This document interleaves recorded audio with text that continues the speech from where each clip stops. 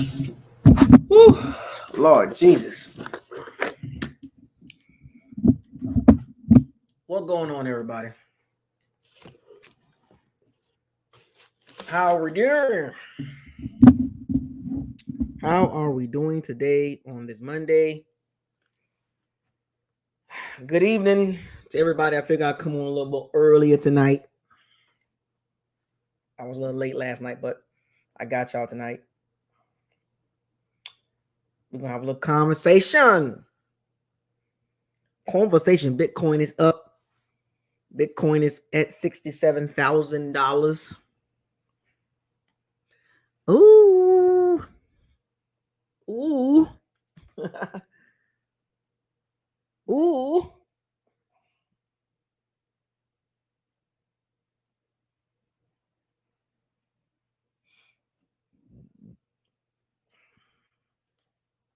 Bitcoin. Solana ecosystem is off the chain right now. Pepe, Tensor, Parcel, Theta Fuel, Orca, Heroes of Madava.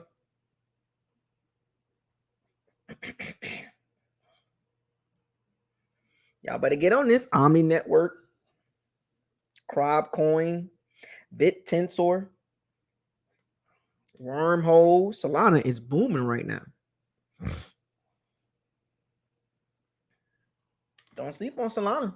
That Solana ecosystem ain't no joke.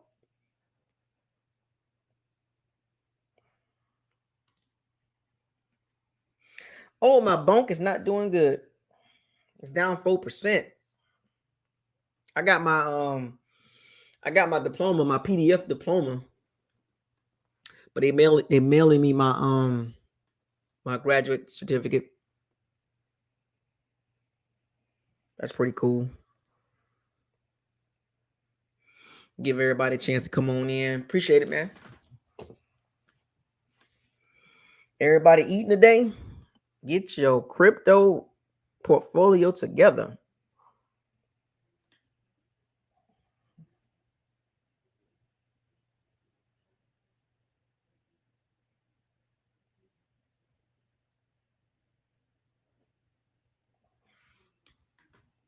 Get your crypto portfolio together. What's going on, everybody?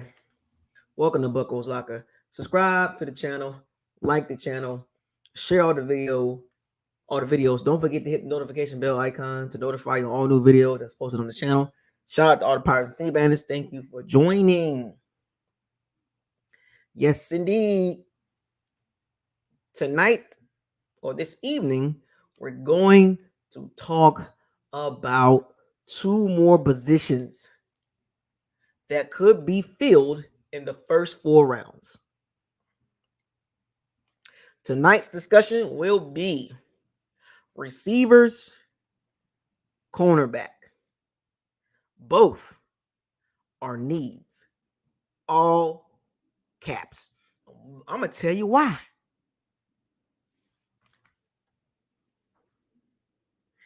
My machete is disloyal. And I'm going to tell you why. Because it's always taking somebody's side.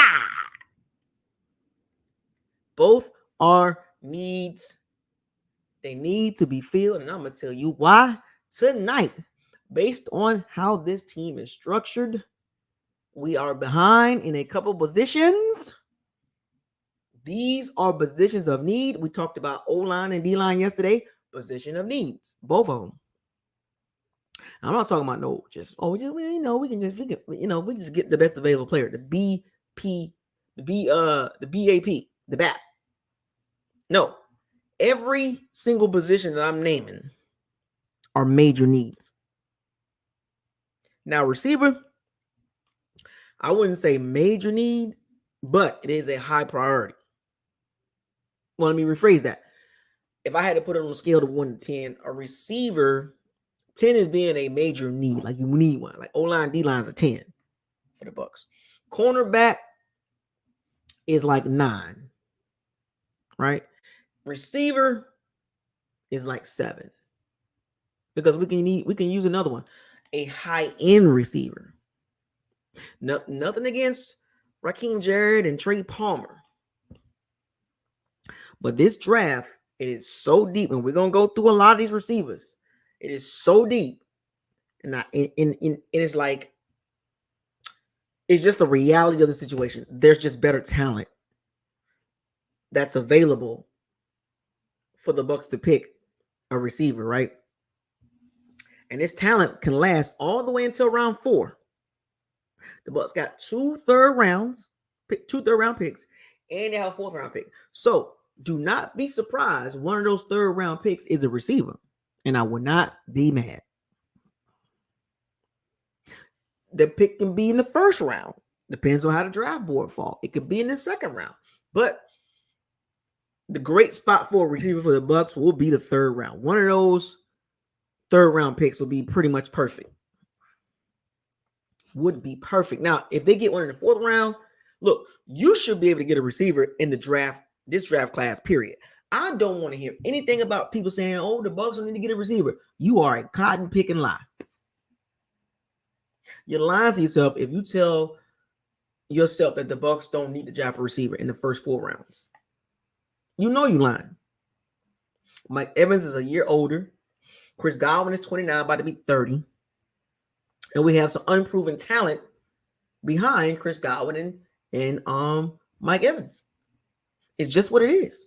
We need some more playmakers at receiver. And Liam Cohen offense is predicated off of yak, bubble screens, and tunnel screens. Okay.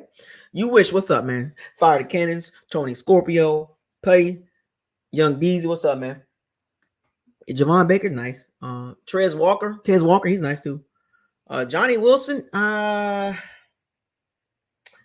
I think we need some like explosive, like we need like a Trey Palmer, but just better. You know, we need a Trey Palmer, but better, like a better version of him, like a higher version of Trey Palmer. Like we got Trey Palmer in the 5th round. We need to get a Trey Palmer in the 3rd round. We need a explosive number 3. And that can take over and be a number 2, possibly number 1.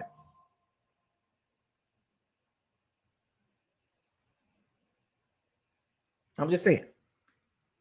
But we need another playmaker on the outside. And this is more geared towards Chris Godwin. We need a number 2 that can be a number 1. Let's just be real. Okay? Chris Godwin, nobody's talking about an extension for Chris Godwin. There's a reason. You can't extend him because I'm pretty sure he wants to get paid, and you can't blame him. But what you gonna give Chris Godwin? What would you give Chris Godwin right now in the market? What would you pay Chris Godwin right now with the production, the age, the speed, the separation? What would you pay Chris Godwin right now? Because once again, his cap hit is over $25 million. I'm asking y'all a legit question. What would you pay Chris Godwin right now? You feel me? What would you pay him? Would you pay him 21 million? 22 mil? Now, we're one of the few teams that have 2 receivers making over $20 million. But unfortunately, our offense don't reflect the money that is put into the position. Why is that? Because as great as Chris Godwin is, those injuries have caught up to him. Y'all remember those injuries? When Tom Brady hung him out to dry? Foul for that, Tom Brady. You foul for that. Kind of changed that man's career. He's still great. He's still a great player. But he just don't get a lot of separation. He's become an Anquan Bolden. Y'all remember Anquan Bolden? Anquan Bolden.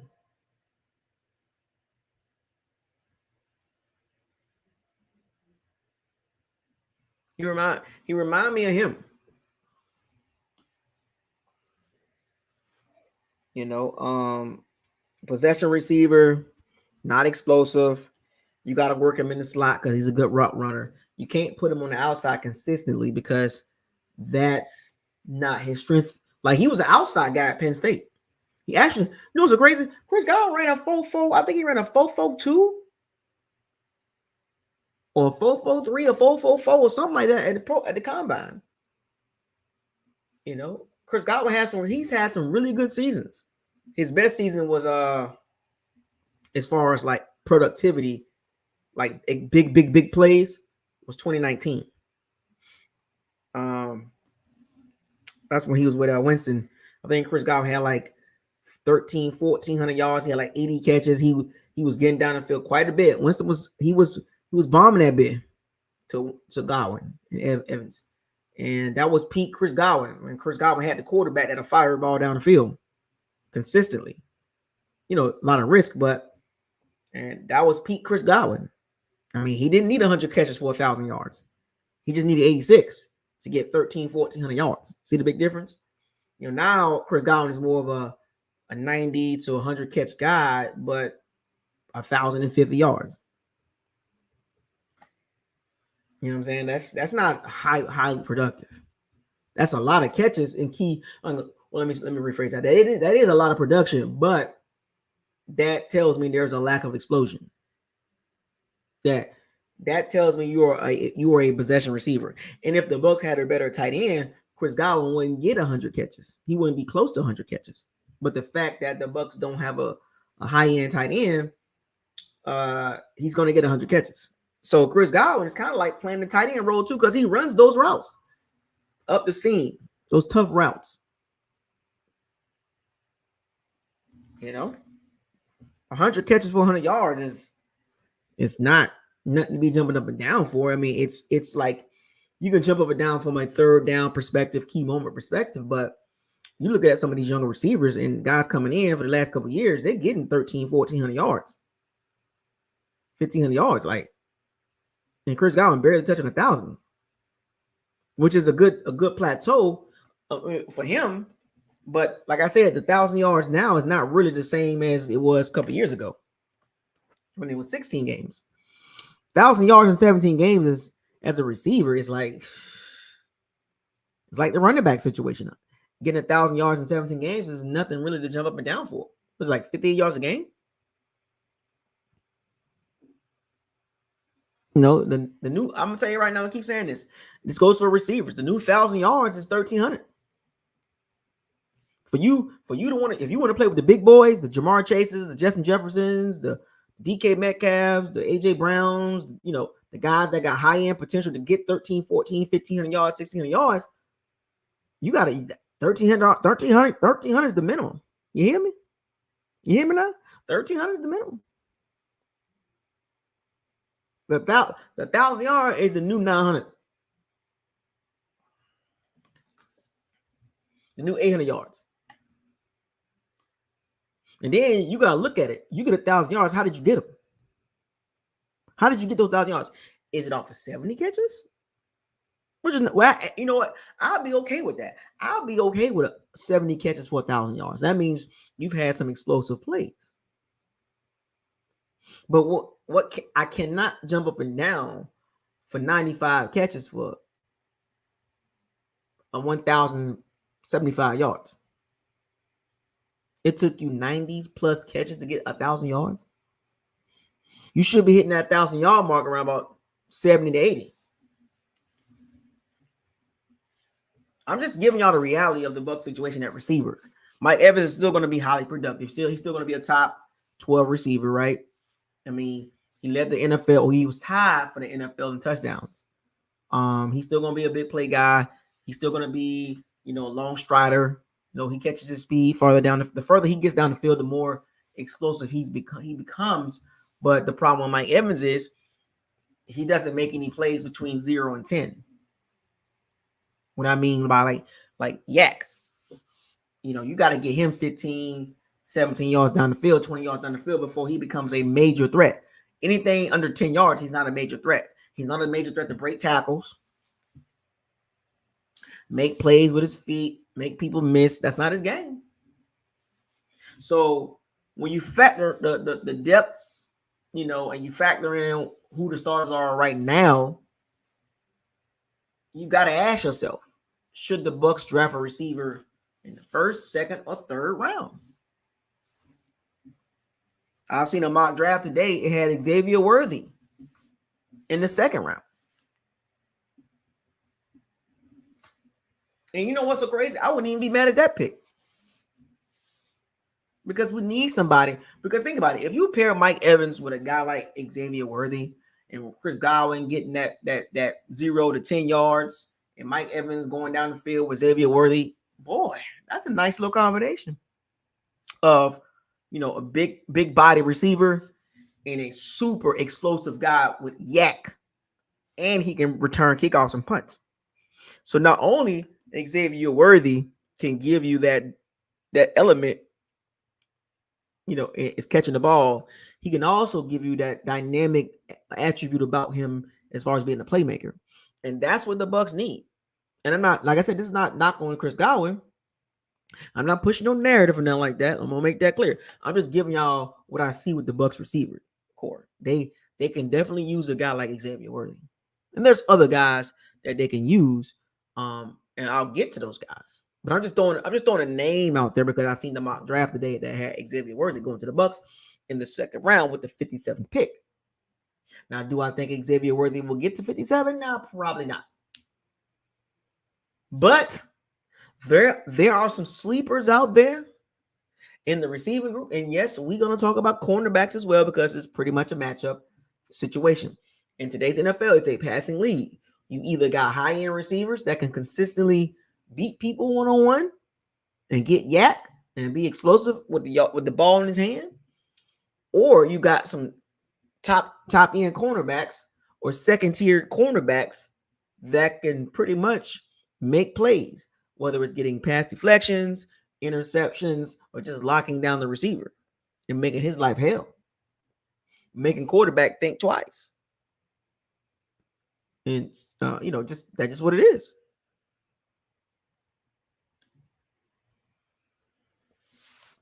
And like I said, we about to get down on this list, and you tell me. And as I run down this list of names, and it's a lot of them, I want y'all to count these names.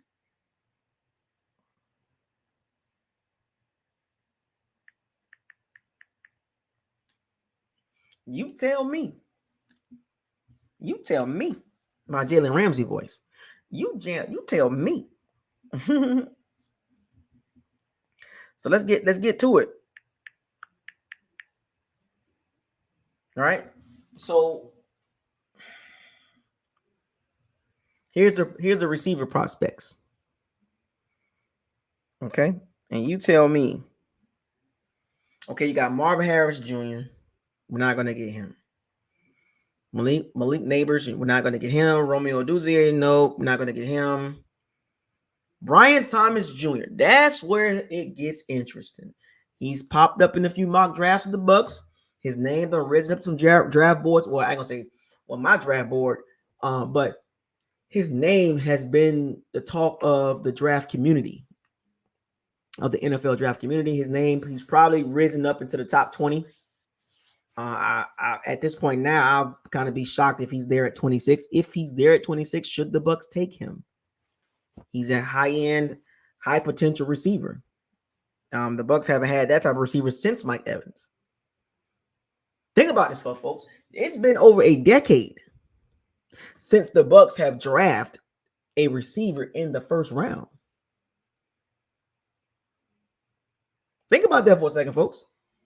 Or it's been a decade. They drafted Mike Evans in 2014.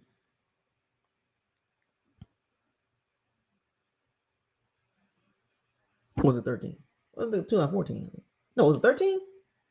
2013. I'm having a brain fart right now, but it's been a long time since the Bucks have drafted a receiver in the first round. Year after year after year, and it passed. 2014. Okay, I was right. 2014. So it's been a decade since the Bucks. This draft will mark a decade since the Bucks have drafted a receiver in the first round. So 2015, 16, 17, 18, 19, 20, 21, 22, and 23. No receiver drafted in the first round. And if you got high in sight, if you think like me, that's kind of hurt the Bucs not being able to get a high-end receiver in the first 2 rounds. So could this be a possibility where the Bucs can say, you know what? Mike Evans is getting up there in age. He's 31. He will be 32. He got some good years left for him. But who do we have waiting in the wings? And you look at today's NFL and you look at Mike Evans, that's not the type of receiver you draft or you go forward with. Think about that for a second, folks. If you look at today's NFL and you look at Mike Evans, a highly productive receiver, but for the last few years, teams are not drafting Mike Evans type receivers. They're drafting guys that can make plays and get separation and great route running and explosive with the ball in his hands. The days of drafting Mike Evans is over. It's over. You really like we got lucky and got an elite big body receiver. But these receivers have gotten better, quicker, bigger, and faster, and more explosive and more yak because of the college offense has been predicated to get yak. We got lucky, folks, in 2014. So be thankful for Mike Evans. But if you look at these receivers right now, let's talk about it. Receiver is a need for the Bucs. Look at the receivers in the NFL right now. The young guys. Are any of them like Mike Evans? These last few years, are any of the young receivers anything like Mike Evans? The Justin Jeffersons, the Jamar Chases, the Amon St. Browns. Come on, man. The Garrett Wilsons, the Chris Olaves. Right? The Jameson Williamson. The Jameson Williams. Romeo Dobbs. Right? The Tyreek Hills.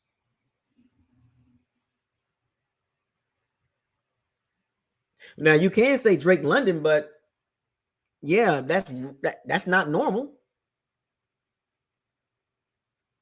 Drake London is a Mike Evans clone.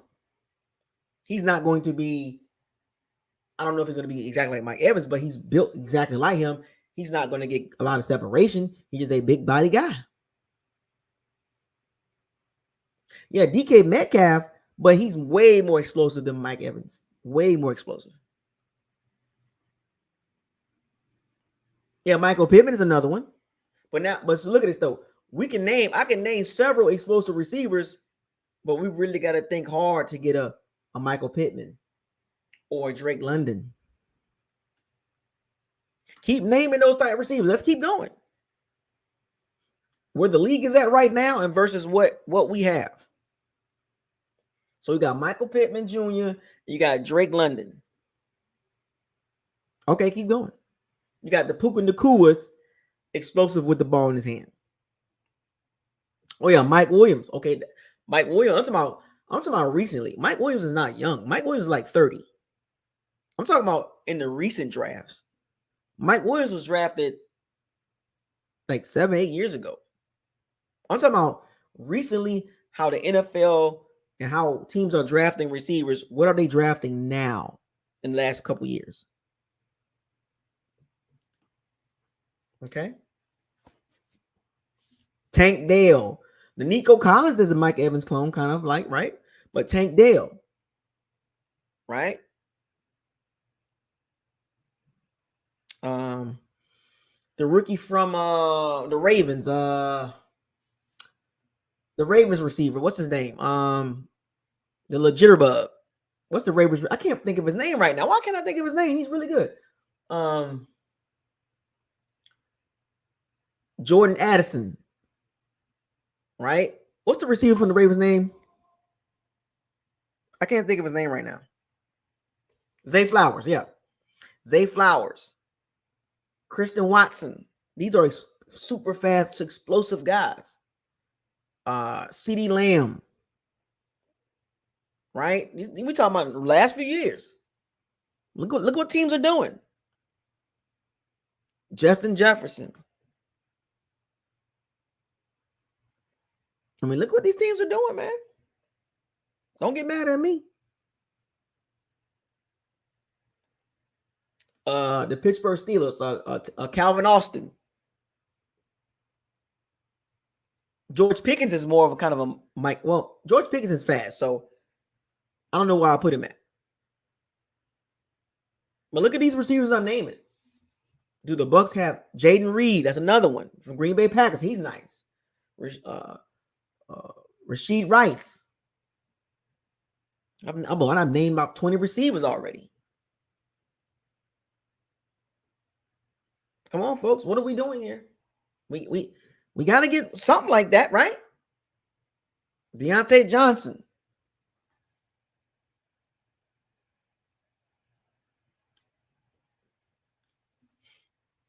Jaden Waddle. What's up, Zach? Demetrius, what's up, man? Tony. I mean, Tutu Atwell, right? What are we doing with? Why don't we have one of those type of guys? The league is yak driven. I put the yak on the stream more than Shannon Sharp. Yeah, Traylon Burks is the guy that can fit in that Mike Evans, Mike Williams category, and Drake London, and Michael Pittman Jr. and stuff like that. But no, man, it ain't. But look how many. That's what, 5 or 6. I named about 20 guys that the Bucks don't have. That the Bucks need to get something like that.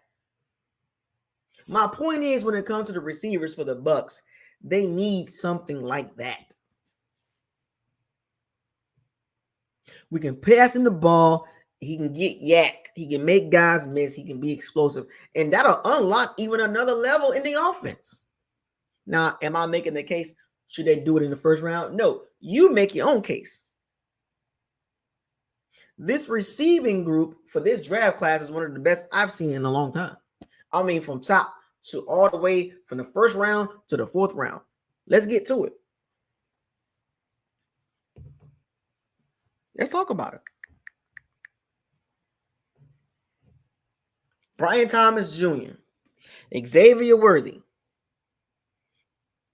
Adon Mitchell, Xavier Legette, Keon Coleman, Alad McConkley, Ricky Pearsall, Jalen McMillan, one of my favorite guys.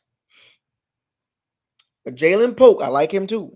Roman Wilson, Tony Franklin, that's 14 right there. Trez Walker, that's 15. Brandon Rice, that's 16. Anaya Smith, 17. Johnny Wilson, 18. Jacob Cohen, 19. Malachi Corley, a sleeper. That's 20 receivers right there. Xavier Weaver, he's nice too from Colorado. That's a good late round pick. 21 receivers. Jermaine Burton, I like him. He's nice. 22 receivers.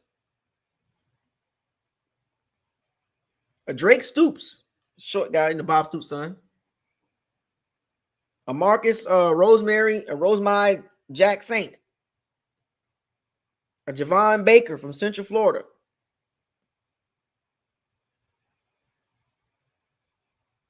I mean, that's like 26 receivers I just named. Luke McCaffrey, these are late round guys now. 29, 26, 27 receivers right there. Jaquan Jackson, he got that Tank Dell syndrome in him. He gonna be a sleeper pick from Tulane, right here in New Orleans. He nice. Isaiah Williams.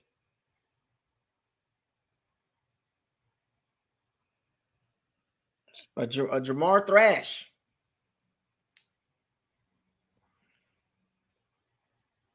I mean, Jesus Christ. I just named like 28 receivers. You mean to tell me the Bucs can't get one of them? We can't get one? And I've seen a lot of these guys play on TV. And nice. Go look at the combine. Go look at the Senior Bowl. Some of these All-Star games. These guys are nice, man. It's almost like we need another Trey Palmer, but just more of I would say more of a higher quality. I'm not saying Trey Palmer's going to be a bad guy.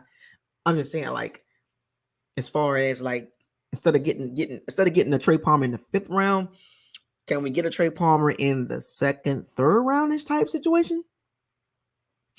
There can be like 16 receivers drafted in the first 3 rounds. You mean to tell me the Bucs can't get one? One? I just named like 27 receivers. Like we can't get one.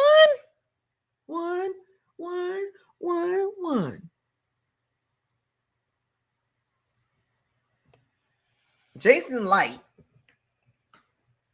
for whatever reasons, has been avoiding drafting a receiver for 10 years. Well, I would say 9 years. In the first 2 rounds. Now we're paying for it. See, the chickens have come home to roost. Cock-a-doodle-doo. The rooster has come home to cluck. There is a glaring need, folks. It's at receiver. 9 straight years. No high-end talent at receiver drafted in the first 2 rounds. So do not be surprised. The Bucs go that route in the first 2 rounds. I particularly would like for them to do it in one of those 3rd round picks, but I'm not in the war room. They're getting prepared right now. That draft board at One Buck Palace is getting up there. They're putting their names and little name plates up there in their top. Their top. I guess they draft board probably top 90. That's gonna be on that whiteboard with the name plates, right? But one thing for sure, the Bucs do have a need. Is that receiver? What round? You come up with your own thought process, your narrative. No, Demetrius, we better not do that. I firmly will go with my thought process. And I will say this. The Bucs will draft a receiver in the first 3 rounds. Now, what round they do it, I don't know. But my guess, if I had to guess what round, I'm going to say one of those 3rd round picks. But I can promise you, with all this talent at receiver, slot, X, the Y, the Z, whatever you want to put him at, you got to get one. And they're going to probably get one. He's going to be over 6 feet. Now, if they go after a smaller guy, he's going to be a high-end player because we don't have one of those jitterbugs. Now, we definitely can use a jitterbug. No offense to Raheem Jarrett, but whoever we draft is going to be in front of him, and most likely in front of Trey Palmer. I'm just telling you. I'm just giving y'all my opinion. I'm not saying it's going to happen. But whoever we draft in the first 3 rounds is going to be receiver number 3. It's most likely going to beat out Trey Palmer. Especially if he's drafted in the 1st or 2nd round. It is a guarantee, a foregone conclusion. Going into camp, they're going to be looking at him like, yeah, we need you on the field right away. You don't take a receiver in the first 2 rounds and he's a 4th, 5th stringer. Oh, no. Now you got to make him work. But the plan is we need some more talent there. And Bucs can definitely use more talent. Like I told y'all, I just named about 27 receivers. Now, what rounds you want to see these guys go? Cool. So let's talk about some of the receivers in particular that the Bucs would like, well, that would be nice, would be a nice piece with what the Bucs like to do?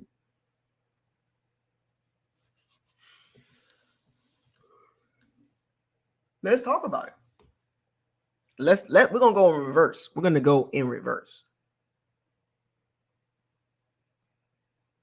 So what do y'all think about Jaquan Jackson from Tulane? 5'9", a $188, probably about $170. He ran a 4.42. I watched him play. Late round pick. He can fit in that position, slot, quick, twitchy guy. Got that Tank Dell vibe to him. Tank Dell won the third round. And don't be surprised, more and more teams draft guys like Tank Dell and utilize them like that. And Tank Dell was nice. He is nice. Saw him play at Houston. I seen Tank Dell play for a couple years. See, I watch football, folks. I don't know about y'all. I don't be arguing on social media. I watch football. So I know about Jaquan Jackson. He's nice. Got that Tank Dell vibe to him. Probably going to be an impact player when he get in the league. Because everybody want to do what everybody else doing if it's working. Remember when New England went to the 2 tight ends? Remember when big body receivers was the thing? Big body. You know? Now it's about the twitchy guys. You know? Jaquan Jackson is one that can fill a need for the Bucs. Late round pick, too. 4th round, maybe? I wouldn't say 3rd round, but 4th round pick? Jaquan Jackson? I mean, shout out to Jaquan Jackson, Tulane. Tulane Greenway. Nice. I'm just keeping it real with y'all. Don't get mad at me. Oh, see, BucosLocker being negative again. He talking about receivers. The Bucs don't need a receiver. They need a D-line, O-line. I know that. I talked about that yesterday. I talked about the O-line, D-line yesterday. I know exactly what they need. They need a versatile young guy on that D-line and O-line. But today, I'm talking about receivers and cornerbacks. 2 positions that the Bucs need to address.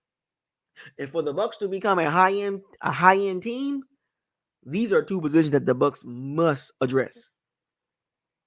And if they don't get it, they're going to be a middling team. They're going to be a middling team. 7, 8, 9 wins. Right up in there somewhere. That's the trajectory right now. Because they didn't do anything significant in free agency to make me believe they're going to win 10 games. Because the teams that are better than them, some of them got better. And some of the teams that's around the same, 8 and 9, 9 and 8 range, they've gotten better. They've made moves to get better as far as on paper. And then you got the teams that's not as good as the Bucs, and they've made some upgrades. So the Bucs are literally in neutral.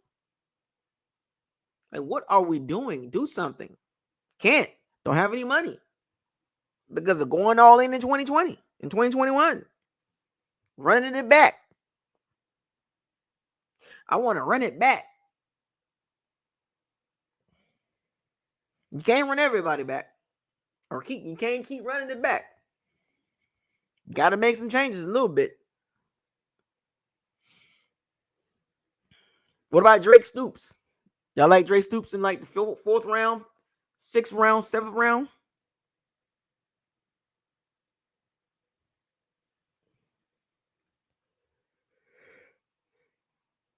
What about Luke McCaffrey?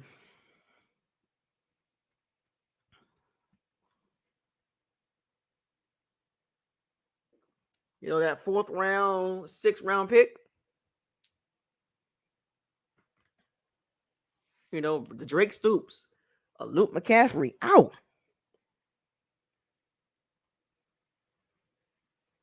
Ouch. Okay, what about a Javon Baker out of Central Florida? I saw him play. He's slow, though. He got a 4.54, so he's not a great speed, not a high-end speed guy. Luke McCaffrey ran a 4.46.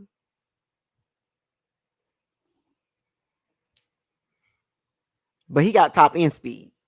He's more top end than twitchy acceleration. These are late round guys. I'm going from the bottom, right?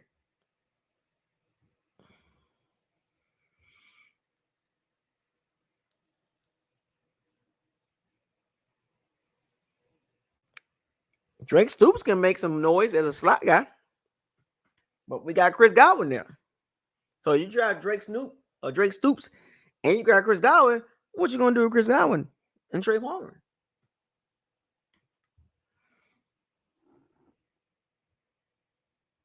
What about Jermaine Burton? He ran a 4.45. I watched him play. If you're an SEC guy,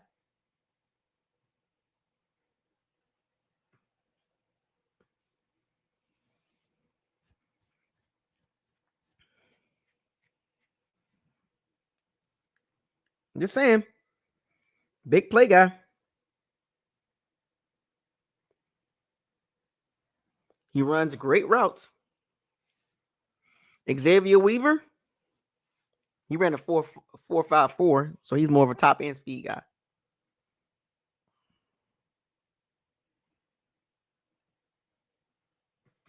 These are late round guys that I'm naming right now so far.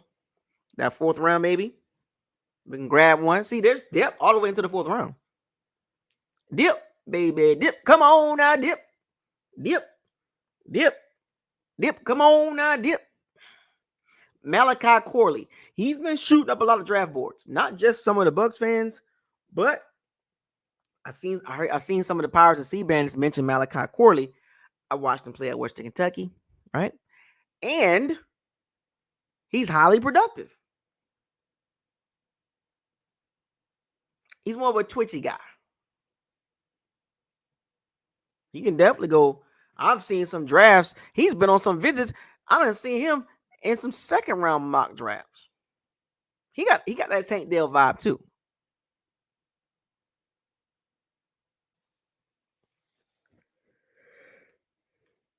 He did pretty good at the Senior Bowl.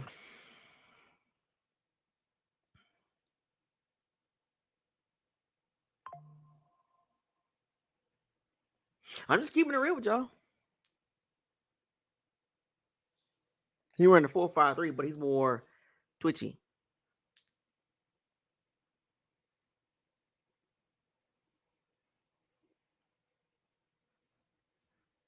Malachi Corley, watch out for that name. A Jacob Cohen, third, fourth round guy. 4.38, 5.8. So he's like that Tank Dell mode.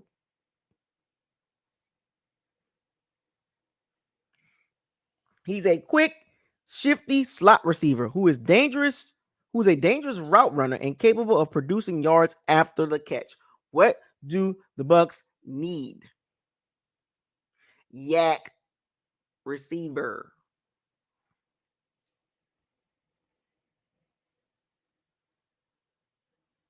I'm just giving it to you. I'm just giving it to you raw. And uncut.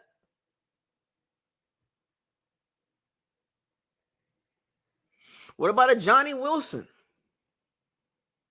I seen some folks mention Johnny Wilson in the chat. Y'all want the Bucks to draft Johnny Wilson and shadow Mike Evans for a year or two?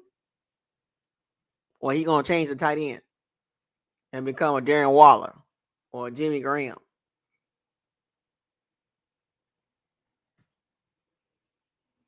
I'm just saying. Yes, I did mention Malik Washington.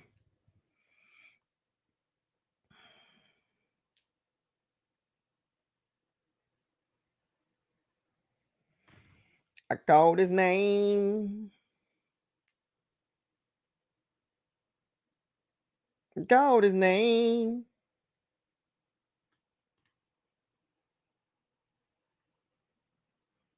Like I said, talent runs all the way into the fourth round.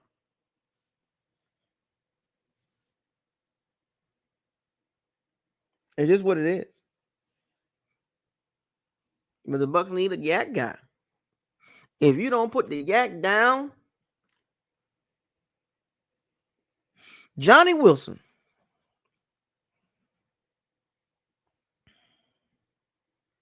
They saying Johnny Wilson is like a Kelvin Benjamin type.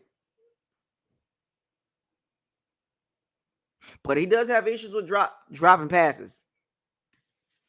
right? Johnny Wilson do have issues dropping passes. He's 6'7", 235 pounds. He ran a 4.52, just as fast as Mike Evans at that size. It could be a mismatch nightmare.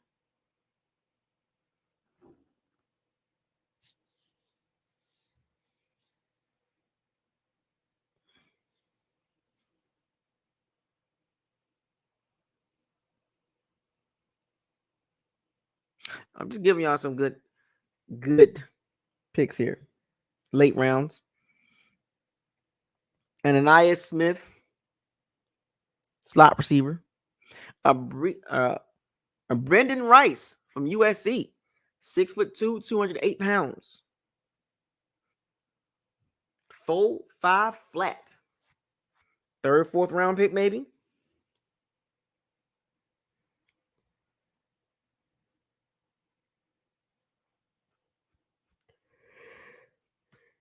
He's a route ready receiver. He kind of fits that Michael Pittman Jr. mold. He's kind of going to be that type of receiver. A Trez Walker. Played at Michigan State, transferred to North Carolina. Ran a 4.36.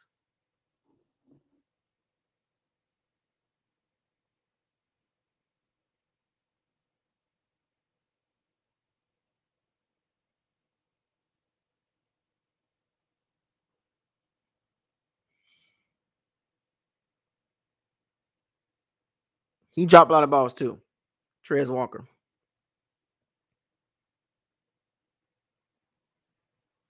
Third, fourth round pick, maybe.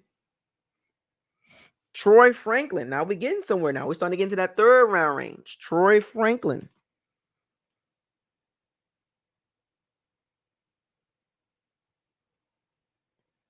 Explosive. He kind of reminds me of Deshaun Jackson. Robbie Anderson. Robbie Anderson, the chosen one.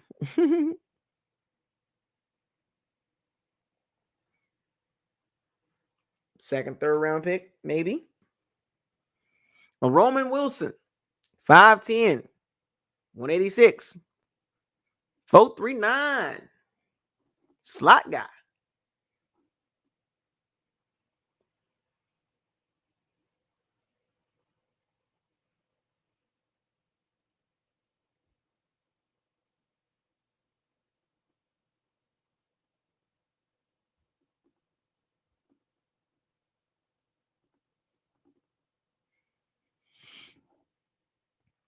Third round, maybe. A Jalen Polk. One of those Washington receivers. That's pretty nice. 6'1". Kind of got that Michael Pittman vibe to him a little bit.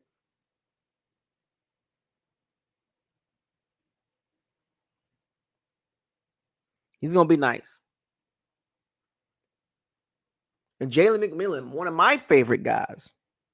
6'1", 200 pounds, 4.47. I like him in the third round. One of those third round picks for the Bucs will be perfect.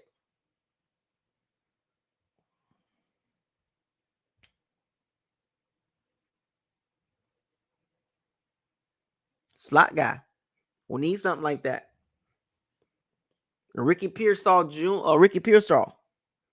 6 foot, 190.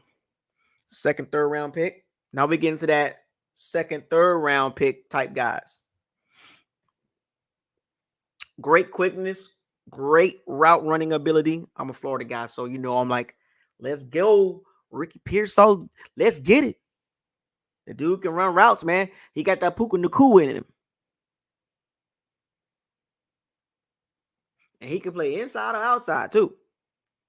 He kind of reminds me of Puka Nacua. He can have that type of impact because of his route running capability, and he can go get some yak. 4.41.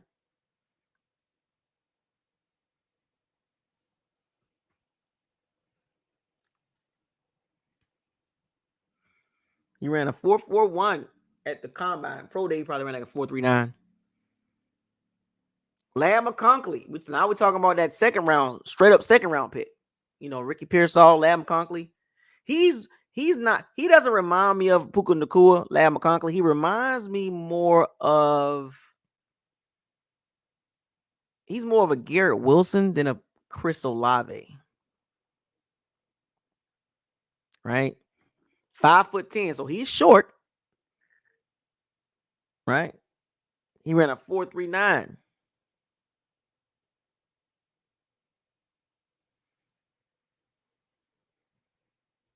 He's very quick. But he has some injury concerns.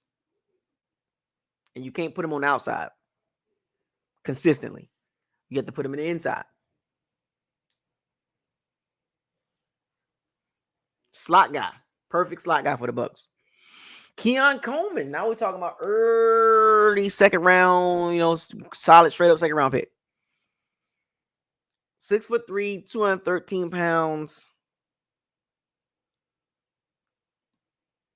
4.61 on the 40. But he's got great hands. He's tough. He's big.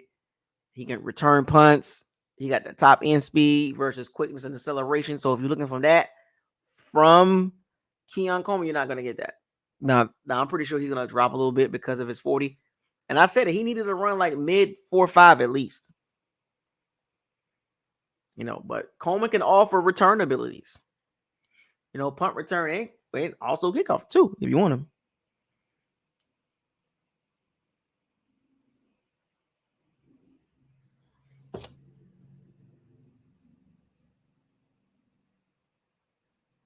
But he doesn't separate well, and he is more of a number 2. But due to his playmaking ability, he can come off late first, early second. Now we get into the receivers that can go possibly early second, late first. Keon Coleman. So Xavier Legette, I'm not a fan of him. 4'3", 6'1", 220 pounds. They're trying to say he's more of a Deebo Samuel type guy because Deebo Samuel played at South Carolina. So they're trying to say Xavier Legette's like the same. But I don't like Xavier's workout tape combination. His combine and his tape don't match. If that makes sense. Now, if I had to choose between Coleman and Legette, I would take Keon Coleman because of the productivity. I've seen what Keon Coleman can do. He did it against good competition. Xavier Legette is a workout guy. He did really good at the combine, and he put on some good some good tape at the Senior Bowl. But when you pop on the film, it don't equate to high level play. I just don't like Xavier Legette's tape, and tape is going to matter more to me than his workout. Yeah, he got upside. Don't get me wrong, but the tape. Where was the production? Where was the talent and the production combination? Where was that at with South Carolina? He had Spencer Rattler, so it's not like he had a terrible quarterback.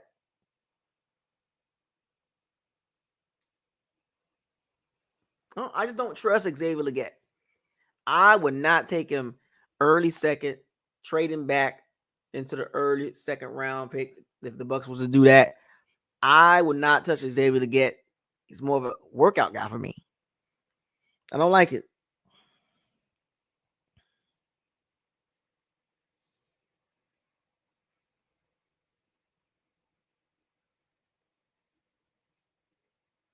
Somebody's gonna draft him though. Adon Mitchell played at Georgia, went to Texas. 6'2", 4'3", 4. I'll take him over Xavier Legette. He has size, he has speed, he has wingspan, catch radius. Him at 26, maybe?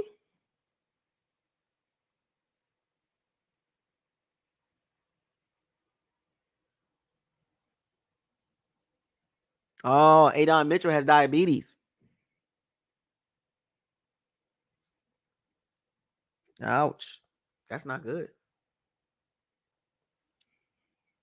Teams don't like medical records. That's kind of like what major diseases like that. I wonder if he's type 1 or type 2. I don't know. I don't know what Adon Mitchell is as far as his diabetes, but that's not good.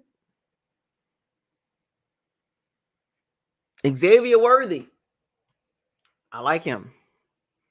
He's not just a fast guy. He can actually catch and be productive too. Probably going in the first round, right? We're talking about guys going in the first round, late first round, from between 15 to 32. Some people got him going to the Chiefs, maybe, you know. 5'11", 165. He need to get some more weight on him, but he's good. Go pop on the tape. He's good. Kind of remind me of Deshaun Jackson. And he can get some yak, and he can return punts and kickoffs too.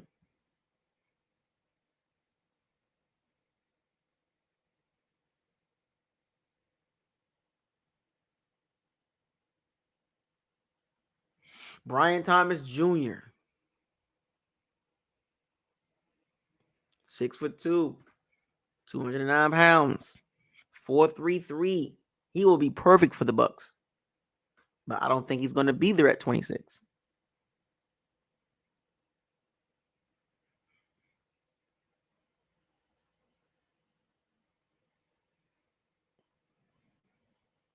I'm not going to name the Romeo Duzé, Malik Neighbors, and Marvin Harris Jr., but y'all get the point. There you have it. I named a ton of receivers that the Bucs can use that will be good fits for the Bucs, and whether it's slot, outside, or both. Go back and watch this video, and you tell me who you think. You tell me who you think the Bucs should draft. A receiver at 26, a receiver at 57, 82, 90. You know, where should the Bucs draft a receiver at? Now we're going to get into the cornerbacks / safeties. This is where it gets interesting. Now, we definitely know that the Bucs definitely need another cornerback because Zion McCullough and Jamel Dean ain't scaring nobody. Okay? You feel me? You feel me? All this rigmarole. See, with all this rigmarole, who is Jamel Dean and is Zion McCullough scaring? Barbecue chicken.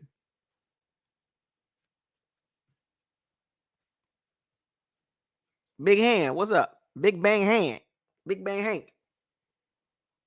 Bunk. Jamel Dean and Zion McCullough is not scaring nobody. They are straight up barbecue filleted chicken.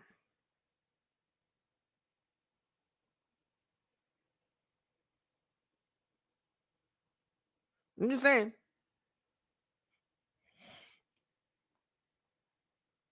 Let's get to the cornerbacks.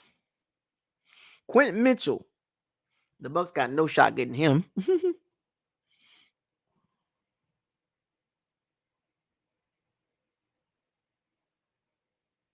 No shot.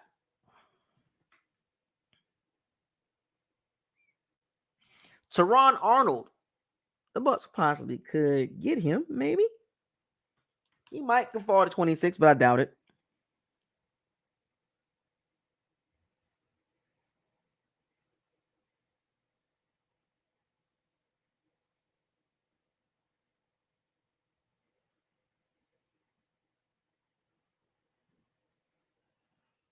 But he could drop to 26.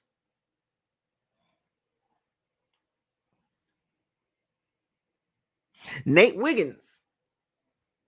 6'1", 170, 4.28. The Bucs can definitely use a Nate Wiggins, right? At 26. I don't know. These are surefire first round cornerbacks.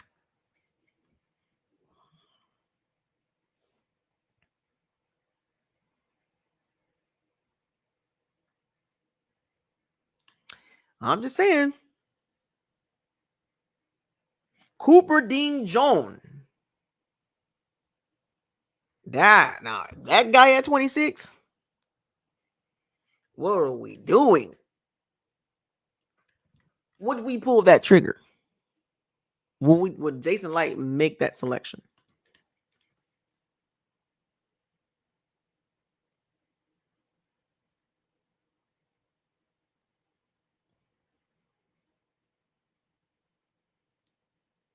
He can play inside and outside, and he can play slot. He can play slot. He can play cornerback, and he can play safety. But didn't the Bucks just sign Jordan Whitehead? And if they drafted Cooper Dean Jones, where would they put him at? Would they say, okay, Cooper, you can play slot cornerback, but on nickel, you can line up as a safety with Winfield Jr., and we can bring Jordan Whitehead down inside the box and get all our best athletes on the field.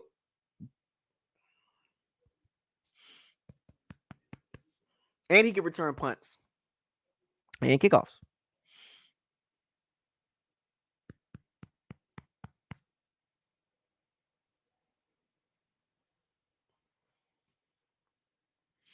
Kool-Aid McKinstry. McKinstry. 5'11", 199. Alabama cornerbacks. He didn't look good against the Texas receivers. He didn't look good against Adon Mitchell and Xavier Worthy. They was getting at him easy. Barbecue chicken.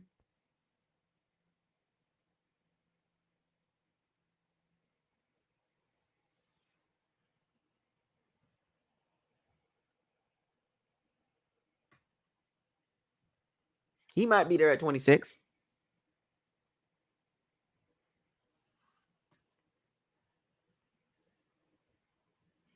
Ennis Rickenshaw Jr. Missouri. Late first, early second. He'll be there at 26.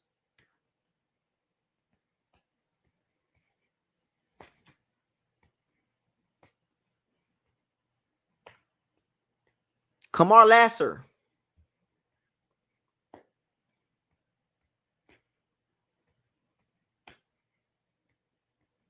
He didn't run the 40 time really good. Don Breezy, what's up, buddy?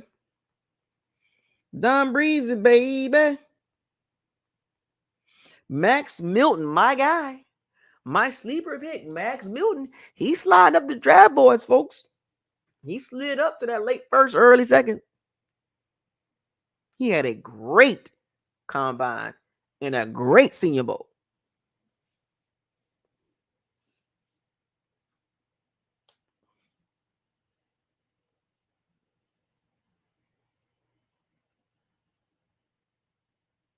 I like Max Milton. Yes, we have a 4th round pick.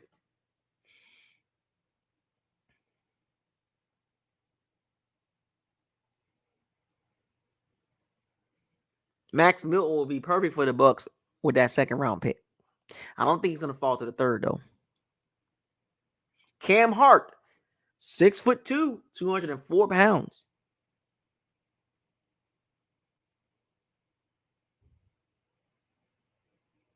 Do we draft another big cornerback?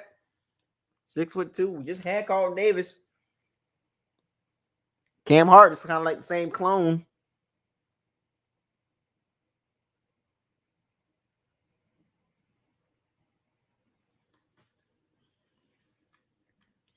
A Johnny Dixon.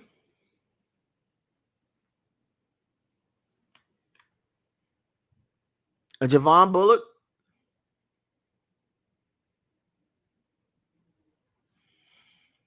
Kind of got that CJ Gardner-Johnson, Brian Branch vibe to him. He can play like that slot safety type situation.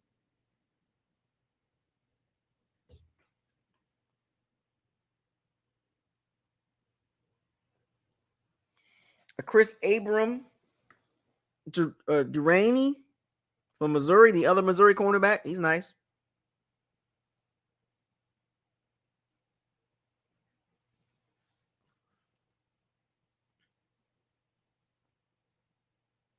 There's some nice little cornerbacks, slot guys I named like 10 of them already. Mike Sanderseal, slot guy.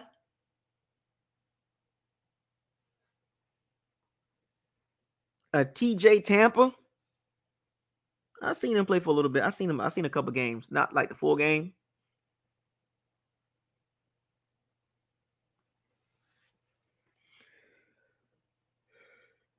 Somebody mentioned Ronaldo Green. Some of the one of the Bucks fans mentioned Ronaldo Green. Josh Newton.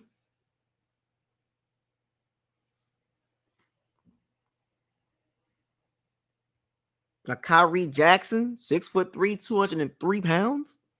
A 4'5" flat like Cam Hart.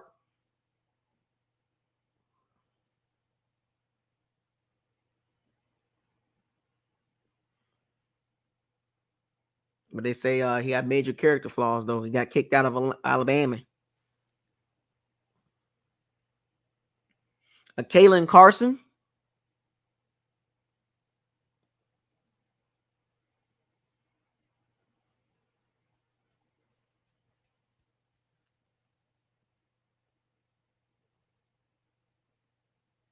I'm just saying.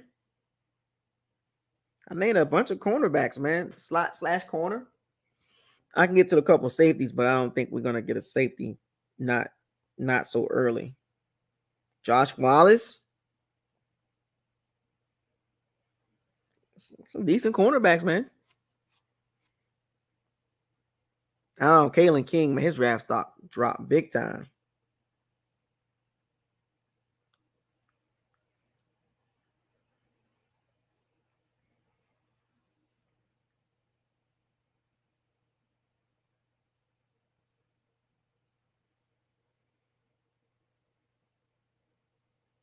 Just saying.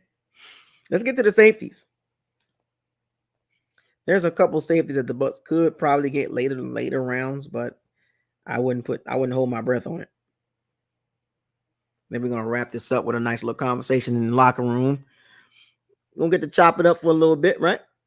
Safeties. Brian. Oh, not Brian Branch. I'm looking at 223.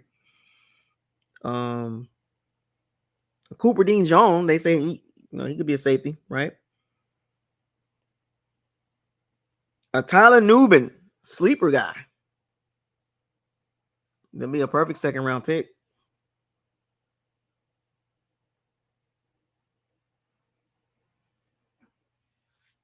He might sneak into the first round.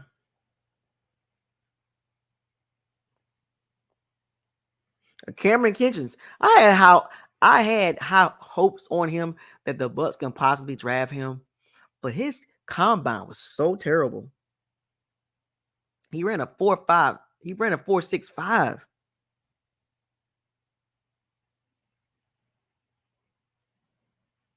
He has great ball instincts, but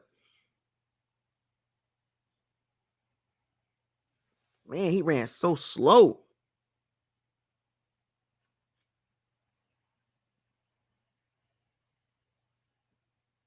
Cole Bishop, he's nice. Now Utah safety. I watched Utah play a few games this season. Utah defense was nasty.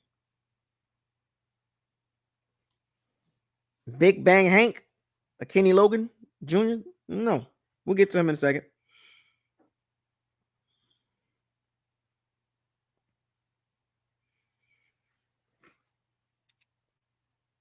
Kalen Bullock,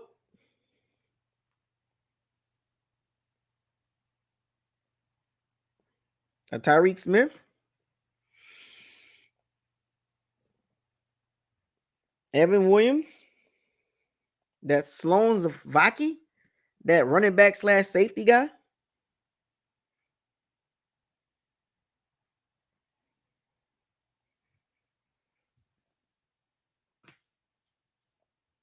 Not a lot of safeties. This class of safeties is not really that good. There's like 4 or 5 of them that's going to be something. But this is not the draft to be picking safeties. Let's keep it real. Yeah, not a lot of good safeties. But let's have a conversation in the locker room. Who wants to come in the locker room? Bo Bray. I seen him play like a little bit, but he didn't stand out to me enough to be mentioned. Anyway, who wants to have a conversation for a couple minutes? Let's get this invite. Who want to come in the locker room and talk about these cornerbacks, safeties that the Bucs could draft in the first or second round, third round. But I don't think there's enough depth in the fourth, maybe. But the first 3 rounds, you definitely want to pick a cornerback. And there's a lot of good talent. You want to go big? You want to be a boss? Get with me. You want to drive a cornerback? Get with me. You want to drive a safety? Get with me. You want to drive a slot guy? Say it with me. Gray slipping, paint dripping, Tayshaun straight tripping, standing on straight bending. You want to be a boss? Get with me. The link is in the chat room if anybody want to have a little conversation about the receivers, the cornerbacks. I didn't do a locker room yesterday. Seemed like everybody was kind of like ready to go to sleep. So I figured I'd kick it off earlier today with the locker room. And if you want to come in the locker room, you want to have a conversation, you want to share your thoughts about receivers and cornerbacks and safeties only. Don't give me all this extra stuff. Stick to the script. You want to be a boss? I'll give y'all a few minutes to gather yourself. Click on the link. Let's talk about receivers and cornerbacks and safeties. And if you haven't been in the locker room yet, feel free to click on the link. Do not be scared. And also, Wednesday, we're going to do a mock draft. So stay tuned for that. We're going to do a mock draft together. First time ever that we all are going to participate in a mock draft. Live stream. Everybody is invited into the locker room. Show your screen. And let's see who you pick in the 2024 NFL mock draft. What does your draft board look like? Let's see how you think as a football fan / GM, playing that role, wearing that hat. I'm looking forward to that video on Wednesday. We're going to kickstart it out. And we're going to be rocking Wednesday. And I'm going to start that stream. Oh, yeah, I'm going to start that stream early. I'll be on travel, but I get home around about 3-4 o'clock. So we're going to kickstart that one early so we can really get it in. Anybody want to come in the locker room? Anybody? You want to be a boss? Get with me. What's going on here? Nobody want to come in the locker room? I'll give y'all a few more minutes. If y'all want to get in the locker room and voice your concerns, your thoughts.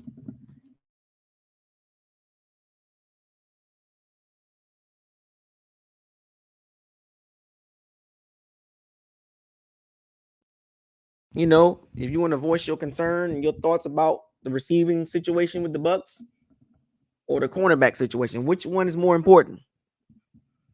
Which one is more important to you?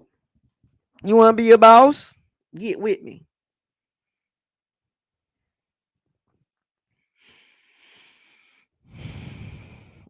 Come on, folks. I'm gonna give y'all 5 more minutes. Nobody, you mean to tell me all this stuff y'all talking about the draft and all this, and I told y'all I was gonna be dropping videos every day until the draft, and I don't got nobody talking about the draft? Oh, y'all tripping. Oh, y'all pulled a fast one on me. BucosLocker, you gonna talk about this? You gonna talk about the draft? You gonna talk about this with the Bucks draft and this and that? Now I'm talking about it. Now I'm kicking out videos, and now y'all don't want to talk. What y'all doing here? Click on the link.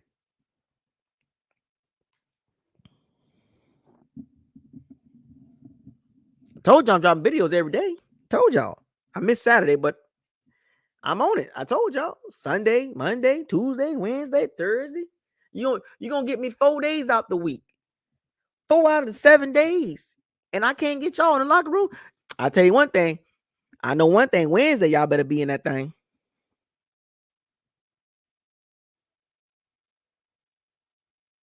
What are we doing? Hashtag. What are today's hashtag? What are we doing?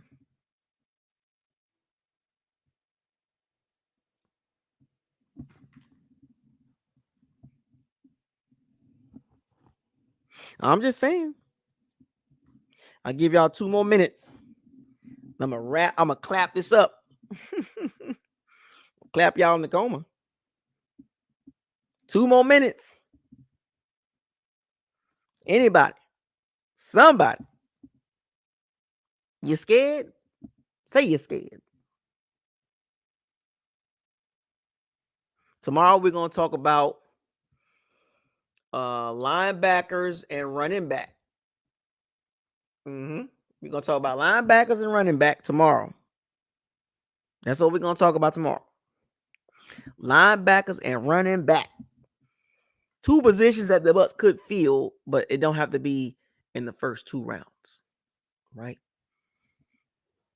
And that video is gonna be probably a lot shorter than this one. Oh, we got somebody. Well, Young Deezy saved y'all. You want to be a boss? Uh-oh. He's not. He's disconnected right now. Young Deezy, you disconnected. You got to connect your mic and your cam. You got to connect something. One of your devices got to be connected. Straight business.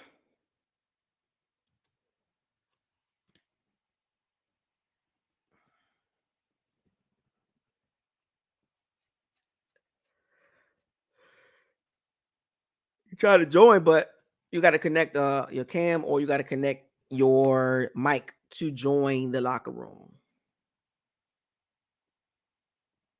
Y'all ready for that mock draft Wednesday? I'm gonna fire y'all mock drafts up. You got your own. I got mine. You got yours. Don't be looking on my paper. Come on, Young Diesel. You got to connect something, man. They will need to connect their mic/cam before you can add them to the stream. You have to plug your mic up, man. Plug your camera up, turn your camera on, hit the settings, go to the settings gear, go to the settings gear and click on your cam and just turn your cam off. But you need a mic. See what I'm doing? I got my cam off, but I got my mic connected. You want to be a boss, Young Deezy? Get with me. You standing on straight business? It keeps blocking you. Why is it blocking you? Use what browser you using? You using Google Chrome? Using Edge? You shouldn't be blocked, buddy.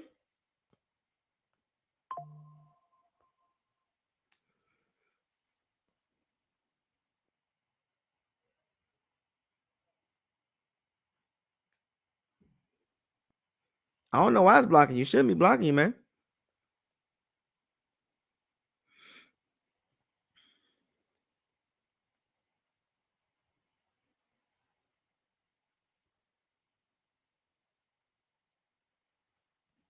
What?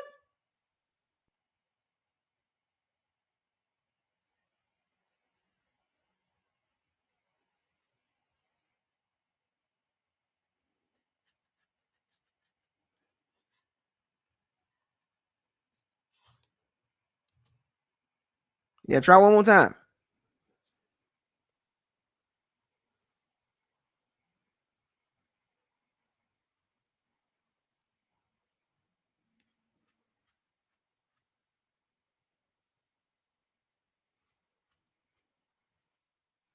There we go. I'm in. You in now. Oh, all right. Golly, man. Get it With together, man. stream, y'all was giving me hell, bro. You in there, man. You in there.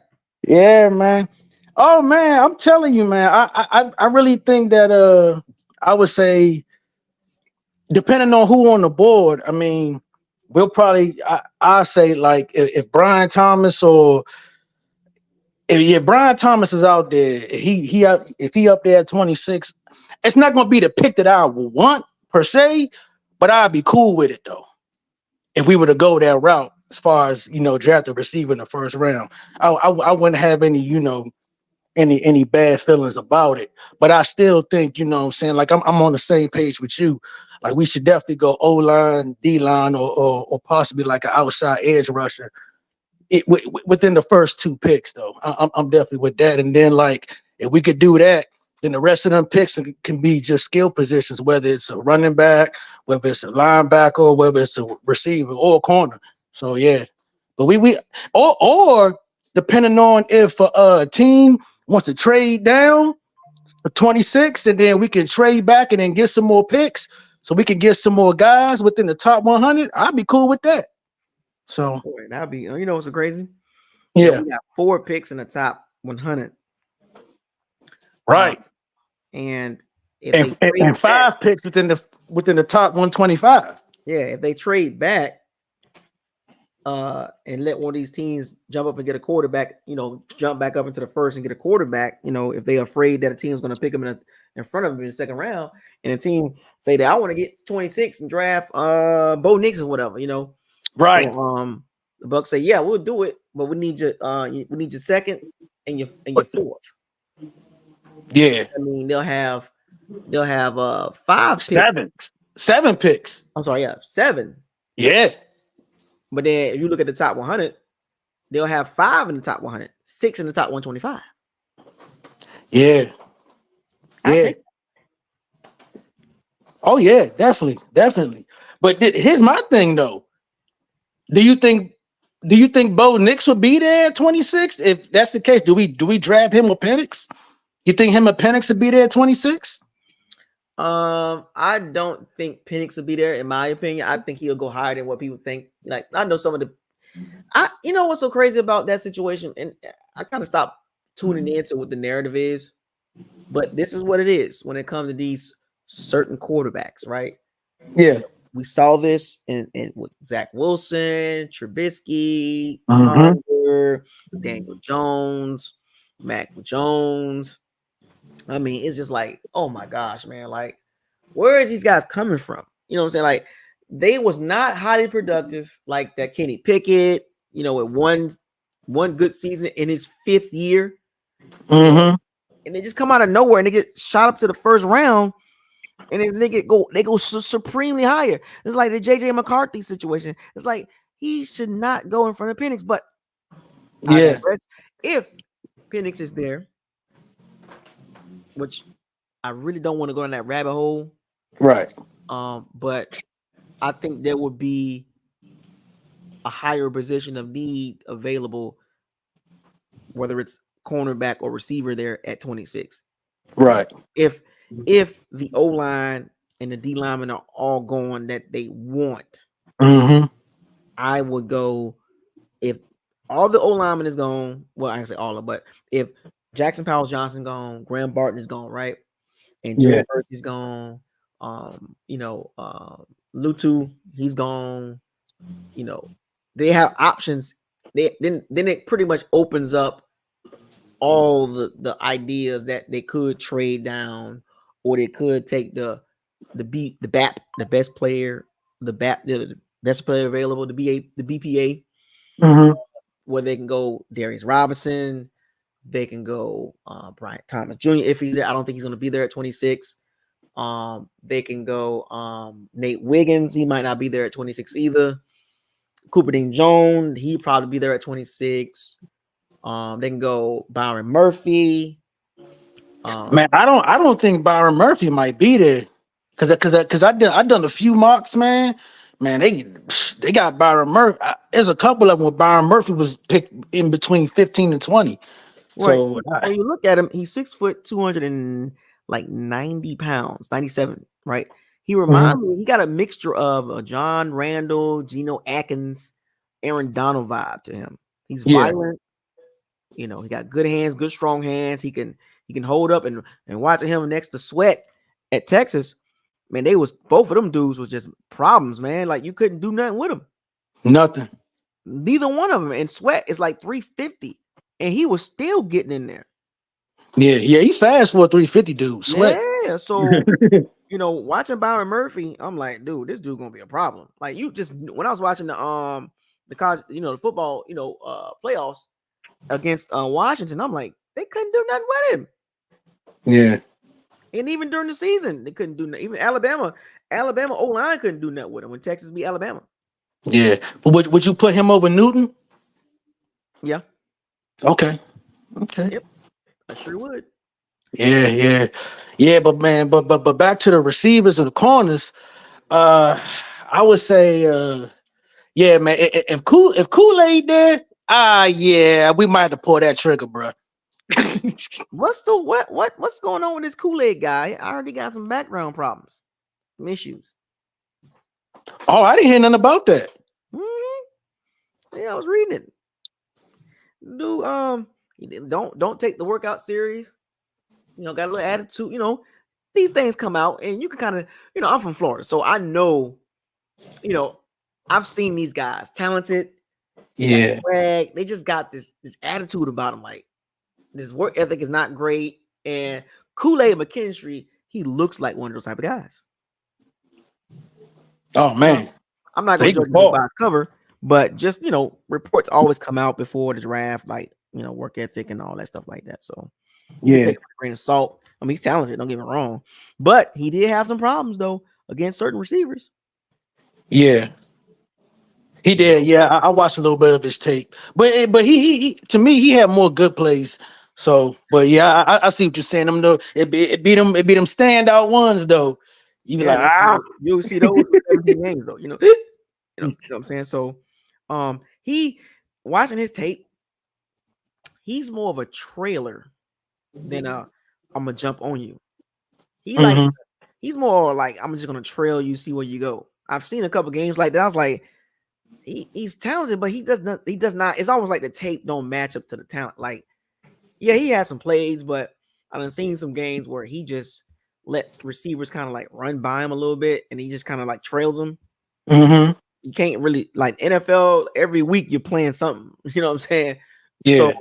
and it for him, if he comes to the Bucks at 26, which I mean, when trip about it, I just think there's probably better players like Max Milton, but and more versatile players. I think Kool-Aid is a outside guy strictly. Yeah. In today's NFL, you got Sauce Gardner strictly outside, Patrick Surtain outside, but it Those are just seems like, shutdowns though. but they They shut down guys. shutdowns. They shut Yeah. down guys, and Kool-Aid McKendry is not that dude. Mm-hmm. And at 26, I just like guys that just got a little more juice to them, a little more game to him, like Max Milton. If you pop on the table with him at the Senior Bowl and Rutgers, yeah, he went to Rutgers, but the dude nice, man. And it's like he's in some mock drafts, Max Milton is late first round. Yeah. I saw his name in the second round when I did my few mocks, which I was kind of surprised, but you Oh, he know, nice. He nice. yeah. Yeah, and you know I mean not a receiver but a corner who could be a good slot guy for us, and he might be a late round gem. I don't know if you know about Andrew Phillips from Kentucky, but hey man, he could be a late round still, man. If you can't watch his tape though. I mean, Kentucky, nobody on defensively really stood out to me. Oh, okay. I'm an SEC guy, so I mean, when I popped on the tape when I watched SEC football, I wasn't looking for Kentucky defenders. Oh, okay. I'm a Florida guy. I'm a UF guy, so I've been watching SEC for since I was a baby. Yeah. And when I watched SEC football, Kentucky, only time I watched them was when they played Florida. Oh, okay. That's the only time, right? And then of course they've had Florida number for the last couple seasons. I just didn't see anybody on the team that I was like, ooh, let me keep an eye on him. I watch a lot of football on Saturdays. I'm talking about I got several laptops, I got TV, I got tablets, and I got games on all of them, like moving my head all around. So I'm seeing everything. I'm like the watcher for Marvel's What If. When he gets Yeah. behind that in that multiverse thing and he watching everybody, Mhm. you know, Yeah. you see my Oh, shadow in the background. side note, Isaiah, I don't mean to cut you off, but I got to throw this in there. This is a side note. Speaking of the Watcher, I don't know if you watch X-Men 97, but there was a scene when they showed the Watcher. If you're not really paying attention, you see him looking down on all the mutants in Genosha. I don't know if you watch X-Men 97 yet, but that was crazy. I said, wait a minute, that's the Watcher right there. Oh, Did, okay. did, did you watch it? Yeah, I did. I'm just saying. I mean, I know. I seen it Oh, already. I know all the Easter eggs. I mean, I'm just old, yeah, Uh, yeah. but yeah, um, it's Easter eggs everywhere. Um, they got the cable Easter egg popped in there.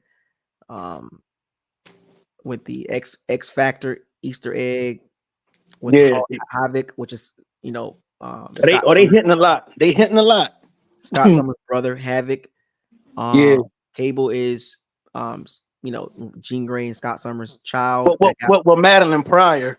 Madeline Pryor. Right? Yeah. They The little twist gene there, clone. a little twist there by Mr. Sinister, but Yeah. um, and then with Bishop going back to the future, or going to the future, not back to the future, but going to the future With Cable, you're right. with Yeah. Cable Mhm. basically. Yeah. And Forge and Cable and Bishop got this little team. Uh, Forge is a techopath. I don't know if I pronounced that correctly, but he has this thing with technology with like Professor X is with he's a psychic, right? He used that with Jean Grey and White Queen and stuff like that.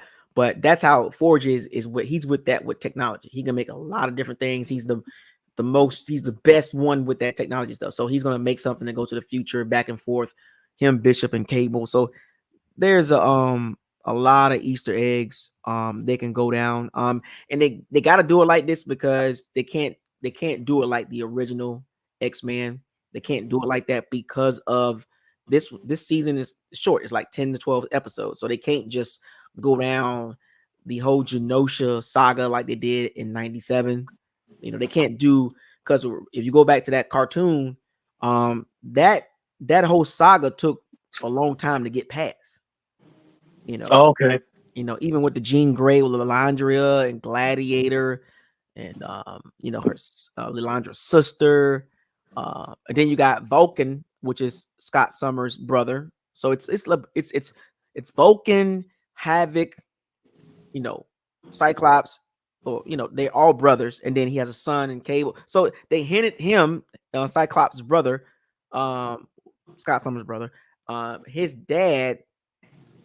No, his mom got kidnapped by the Shi'ar Empire, and one of the guys that's up there got with his mom and had a son up there. It's just they dropped so many Easter eggs, man. Yeah, Nimrod is Corsair, like gonna be in the there. original one. Yeah. Nimrod is going to be in there. I seen Bobby Drake in one of the at the beginning when they showing he's standing there with Forge.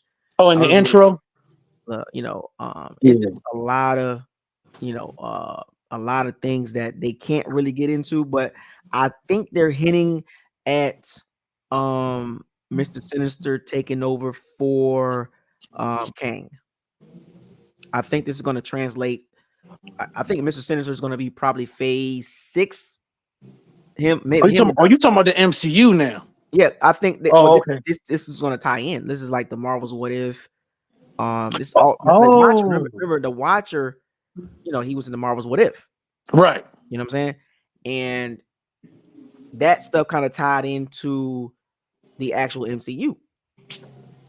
Um, and if you think about it, now Watcher's showing up in X-Men. X-Men was bought out from Fox. Fox did a terrible job, so Disney they bought X-Men and a lot of characters from Fox, right? Mhm. Deadpool, Wolverine, because Fox had the rights to them, Right. and a lot of people don't know that Paramount, Universal, Sony, they got different characters too that Disney can't touch. Right. But with Kang and with the situation with the guy that he had some issues and and I think they're going to hint toward Mr. Sinister because they got X-Men is going to be in I think phase 6 or phase 7, so you got to give them a villain to deal with, and I think they kind of hitting towards that in the X-Men 97. They could go Doctor Doom because Fantastic Four was bought from Fox as well. So they could go Doctor Doom. There's a female Silver Surfer, which is actual. She is a part of Marvel. Norman Rad's wife, she would be the Silver Surfer. Which is going to be Aqua, but she's a part. I think it might be the 616 universe. So there's a lot of things they can go. You got Secret Wars. I don't know how they're going to introduce that. I'm a big man. Marvel Why they keep pushing back my Blade, man? They better put some respect on Blade. If it wasn't for Blade, it would be no MCU. They better stop playing with Blade, man. No, I think they try to go. I'm not even. I'm gonna leave that alone. Yeah, I And know. then Yeah, they yeah. I'm with you, bro. at the end of the Internals movie, he showed up with Black Knight. Well, when Black Knight went to touch that the white guy, he has a history. His family, and he went to go touch that sword, and Blade was like, "Are you sure you're ready for that?" In the background, of course, you get a voice. So, Right. So you got Black Knight, Blade. I don't know if they're gonna be called the team that they called them Sun The Midnight Suns. The Midnight Midnight Sun, Suns. something like that. Yeah. So I don't know if they're gonna go down that route. Is that gonna be more of a TV show situation like the Defenders? With Daredevil, stuff like that, or are they gonna do like Ghost Rider, Blade, Black Knight, and Moon Knight? Then they go Night Riders or Midnight Suns. So it's crazy. They got to figure out how they're gonna do Ghost Rider. Apocalypse is gonna probably show up again, but better looking. They need to do a better looking Galactus because they did a terrible job with Galactus. Oh, it was just a cloud, right? Yeah, Yes. that's stupid. So I'm like I said, I'm a big Marvel guy. So if people get a chance if you want to kind of get ahead of the game, go watch Emergency Awesomeness and Cosmetology. Comic-Cotology. I think I pronounced his name wrong. Cosmic Wonder. Yeah. Yeah. So they have these. They talk about these whole sagas, like 5-hour videos on YouTube.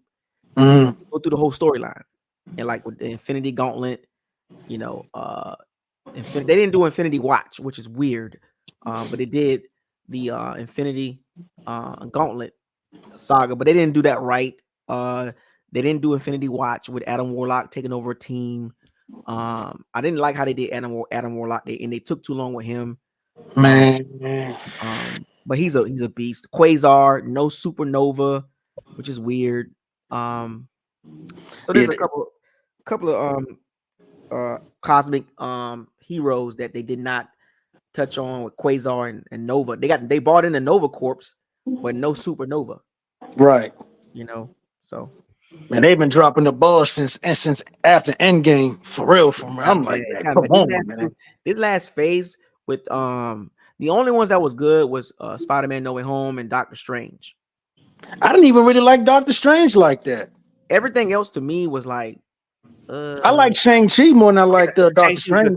Shang-Chi was good too. So them three, anything outside of that was like I'm straight. Like I wasn't feeling Thor, I wasn't feeling Captain Marvel. Definitely not Wakanda Forever. Oh man, I didn't like the Black Panther 2. They dropped the ball on that big time. They should have recast it, but I'm gonna leave that one alone. Yeah, they should have went to the Sun. They should have went straight to him. Yeah, she just no offense, but she just didn't. That movie did much worse than the original. Didn't even come close. That's sad. How you gonna have that big of a drop off? And then the Marvels, Captain Marvel, She-Hulk. I'm like, nah, I'm straight. Oh man, I didn't watch She-Hulk at all. I fell asleep. No, I did. I did. I did. I tortured myself. That let me down. Hawkeye let me down. I can't say She-Hulk let me down because I didn't have high expectations of that, but I did have high expectations of Hawkeye. That one kind of let me down a little Black bit. I'm Widow not gonna lie. wasn't bad, but Taskmaster. I don't know why they're going down that route with Taskmaster. Woo, It's like boy. what? Yeah, I'm with you. No. Look, what's understood don't need to be explained. Okay, you get it right. Okay, so I was throwing hints out there, but you get it though. Yeah, yeah. I don't know why they're going down that route in a few areas, but hey, it is what it is. You know what I'm saying? You And the spitting in your result, fan base's face with that, man. but the God, numbers don't lie though. The numbers pretty much show don't do it, and they keep doing yeah, it. they keep doing it. It's like nobody's coming to see that because I'm not going to go there, but The fan base is, yeah, it's us. we keep telling them stop doing that. Don't go down that route. Yeah, Trying to the force chicks, they you. come see the movies with us, and I'm gonna leave it at that. Yeah, They come see the movies with us. comic books are heavily Okay. Yeah. So anyway. Yeah. But back to the football, y'all. The Back to draft. football. Yeah. Back to football. Yeah. So I'm a '90s comic guy. '80s, '90s. I got comic cards, comic books. I still got them. In plastic and all that. So, I grew up on that. So, I can just spot things right away. Like, don't do that. But yeah. So, with the receiver cornerback situation, it's a tricky situation because, O-line, D-lines is number 10. Like they're 10s on the scale of 1 to 10 as far as position of need. Like both of them are labeled as a major need, a 10. That is 10 guaranteed. Give me an O-line, D-line. And then receiver cornerback is like a 7, 8, 7, 8-ish. 7, 8. I will put running back at 8. Oh, I can agree with that. I can kind of Yeah, I will put running back at 8. I'm kind of going in the order of when I'm looking at how I'm looking at the Bucks.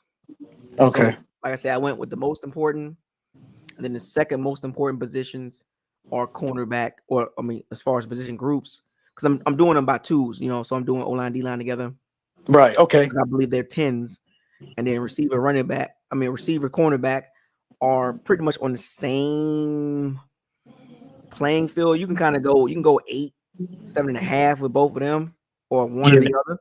And then tomorrow you can go to a 6-7 with the running back linebacker.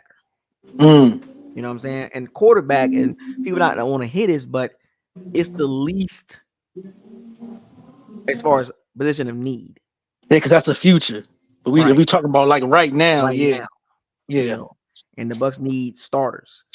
It's like I'm so amped up a little bit because it's like, oh man. And every time I keep looking at it, 4 of the top 100, like, please don't mess this up, man. Like 4 guys, just you can literally go 4 guys. You can go 4 positions I named these last 2 days: O-line, D-line, receiver, cornerback in the first 4 picks. However you want to put the order. However you want to put the order. There's too much depth to not get a O-line, a D lineman, a cornerback, and a receiver with the first 4 picks. Yeah. And to be honest with you, even in the 4th round at 125, we could probably still get one of running backs. That's what I'm saying. And that'll be a discussion for tomorrow, because how I'm structuring this is like first round, solid, guaranteed first round for me, and then receiver, cornerback, possible first round, guaranteed second. And then 3rd round as well, and then 3rd round as well, you can throw in a running back or linebacker. That's why I'm doing that tomorrow. So I'm kind of doing it in an order like that. So when it comes to the mock draft, Wednesday, when we all fire up our simulators, it's gonna be curious to see how everybody, because we're gonna do it at the same time. I'm gonna try to bring in like 10 people at one time in the locker room, and we're gonna all fire up our screens. And we'll fire up our simulators. If you want to share your screen, you can. I'm going to share my screen so you can see what I'm doing. And see, that's the thing, because you said you're gonna start at 4. Man, I still be at work though. Dang, I love to get in on that though. Well, I'll be on travel, but I get home at 3:15 Central Standard Time, which is 4:15 Eastern Standard Time. Okay. So by the time I get home, it'll probably be like 3:30, 3:40, no, about 3:45, 4 o'clock or so. My time, it'll probably be like 4 o'clock. And Yeah, then, I'm Eastern. I'm Eastern time. so it'll be 5 o'clock your time by the time I kind of get all the way home, and then I gotta get situated. So, like I said, it won't be like late. I'm starting it like when the sun's still out. You know what I'm saying? Mm-hmm. So it's gonna be pretty cool. And if you join late, that's cool. You know what I'm saying? But I kind of want to get enough people in the locker room and we can all do it at the same time. And the people in the chat room, they can fire up their their simulator, and they can be commenting in the comment section about what they're doing. And I'm pretty sure there's going to be some drafts that mock drafts that some people are not going to like, right? Oh, why he do that? And I mean, I'm it's gonna their try to box, man. Come on. I'm gonna try to keep everybody on the same pace. So, like, let's just say, if you got your pick in before I do, just pause your simulator. You know what I'm saying? Mm-hmm. Yeah. Once everybody pick, then we unpause, right? And we keep it moving. And we'll let the computer pretty much simulate everybody else, right? Mm-hmm. When they get to the Bucks, we pause. I mean, well, not pause, but when they get to the Bucks, we go through the entire 15 minutes. Then second round is like what, 10, something like that, Mm-hmm. and it goes down. But we'll go through the entire, on the clock. We're gonna act like we're on the clock, right? And we'll talk amongst each other, right? And then we'll have some moments that we're silent, that just think about what you're doing. You're Jason Lytle, you're the GM, and we can sit there in silence. It'll be a little conversation here and there, but concentrate on your pick. You know what I'm saying? And you make your selection. And then when you're done making your selection, if you got yours in first, you got your pick in for the Bucks first, you just hit the pause button and wait for everybody to get their pick in. And then at the end, we're gonna talk about everybody's screen. Like, we're gonna, like, I'll pull everybody's screen up. Like, I'll do one at a time. Like, let me see what you did. And you share your screen, I'll pull yours up, and we're gonna look at your draft. And then we're gonna grade them. Everybody's gonna get a grade. We're gonna grade them all together. And maybe I might come up with a prize, like whoever got the highest grade or whatever. I don't know. And I might send them a gift card or something like that. I don't know. But we'll figure out something for Wednesday to make it more fun and more incentive based. You know what I'm saying? Like, might do a first, second, third place type situation. First place, $50 gift card. Second place, 25. Third place, something like that. Yeah. So that way people really like.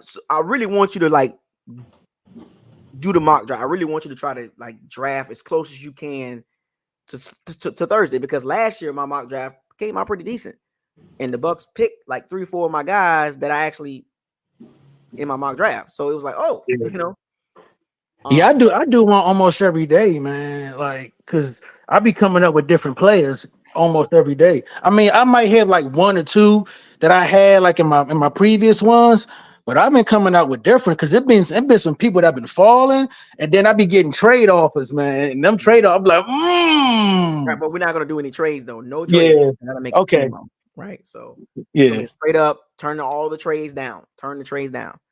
okay, And yeah, it's gonna be pretty cool. And as far as the simulator, I mean, we can all use the same one. Or if you got one in particular that you recommend that is really good for everybody, because I kind of want everybody to have the same simulator.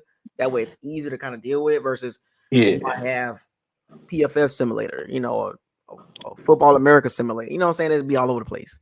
Me personally, I would say do Pro Football Network. Right. That one PFN, seems, yeah. yeah, that PFN. one seems more simpler. Right. So, and we'll get all this figured out like before we actually start the simulator.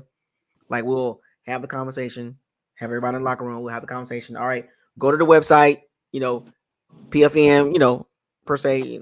All right, fire it up, select your team, your favorite team, which is Bucks. And then, okay, you're going to have that screen that pops up and says, are you ready to start? We're going to do it. We're going to click it at the same time. and it's going to go real fast because it's going to, it's going to zoom all the way down to 26. You know what I'm saying? Yeah. And boom, here we go. And then I'm gonna have me a little clock or maybe a little alarm or something like that, and turn your card in. You know what I'm saying? And I might do something like announce the pick. Each person announce their pick, like with the 26th pick of the mock NFL mock draft for BucosLocker. I pick Brian Thomas Jr. You know what I'm saying? Whatever, and then you go and you announce your pick. And I might do something like that, your first round pick, your second round pick, and then we'll probably speed through the third and fourth, whatever. But it'll be fun though. Okay, yeah, I definitely try to make it if once I get in, because I get off at 5, so I normally don't. Cause I got to deal with traffic, so I normally don't get home till like around a little bit after 6. But I'm pretty sure y'all still be live, so I'll try to come in by then. Yeah, it's gonna go. This video is gonna probably be about 2-3 hours long. Okay, It's yeah, like man. Trying to see what other corner I want to ask you about. Oh, what do you think of DJ James from Auburn? not bad. Late round pick. That would be more of that fourth round, sixth round range. Now, here's the funny thing about NFL now. With draft picks, you damn near got to hit, or teams are hitting in the fourth and fifth round now. Yeah, So, no. That's why I be like, come on, Jason Light, man, give us a late round still somewhere, man. right. Come on, Yeah, keep teams are giving hitting us in the fourth these. and fifth. Right. It used to be all about the first round and sprinkle a second round, right? And everybody's pretty much fill-ins. And then it went from that to first round, second round. Third rounds are kind of like sprinkle in, fill-ins, whatever. Then it went from first round, second round, third round, fourth round Yeah, fill-in, sprinkle in some fourth round. Now it's first round, second round, third round starters pretty much, and or high-end backup third round to fourth round fringe starter. Like damn.